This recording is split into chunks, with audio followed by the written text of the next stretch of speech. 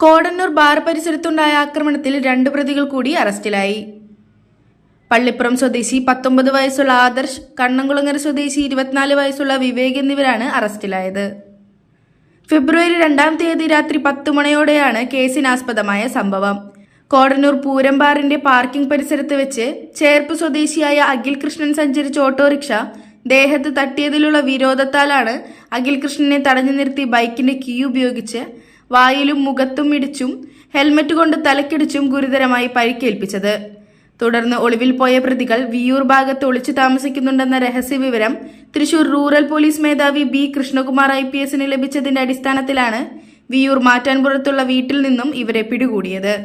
പ്രതികളിൽ ഒരാളായ വിവേക് ഗോപിക്കെതിരെ 2022-ൽ വിയൂർ പോലീസ് സ്റ്റേഷനിൽ 4 അടിപിടി കേസും 1 വധശ്രമ കേസും, തൃശൂർ ഈസ്റ്റ് പോലീസ് സ്റ്റേഷനിൽ അനധികൃത പണമിടപാട് കേസടക്കം 12 ക്രിമിനൽ കേസ് പ്രതിയും കാപ്പ നിയമപ്രകാരം 6 മാസത്തേക്ക് തൃശൂർ ജില്ലയിൽ പ്രവേശിക്കുന്നതിന് നിയന്ത്രണം ഏർപ്പെടുത്തിയിട്ടുള്ള ഗുണ്ടയുമാണ്. അറസ്റ്റ് ചെയ്ത സംഘത്തിൽ സബ് ഇൻസ്പെക്ടർമാരായ TN പ്രദീപൻ, സജിബാൽ, ജീവൻ, പോലീസ് ഉദ്യോഗസ്ഥരായ ഗോകുൽദാസ്, അജിത് എന്നിവരുമുണ്ടായിരുന്നു. ലോകോത്തര നിലവാരമുള്ള അതിനൂതന രോഗനിർണയ സംവിധാനങ്ങളുമായി റൈഗൽ ഹോസ്പിറ്റൽ. ഏറ്റവും മികച്ച ചികിത്സയ്ക്കായി എല്ലാ വിഭാഗങ്ങളിലും വിദഗ്ധ ഡോക്ടർമാരുടെ സേവനം.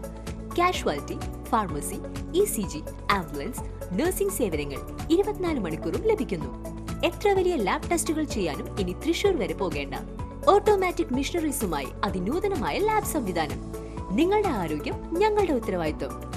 ചികിത്സയ്ക്കായി ഇനി മുത്തുള്ളിയാൽ മൾട്ടി സ്പെഷ്യാലിറ്റി ഹോസ്പിറ്റലായ റൈഗൽ ഉണ്ട്. Rigel medicare hospital, Cosmo building, Muthulliyal. For enquiries and bookings, contact 7994223356, 7994423356.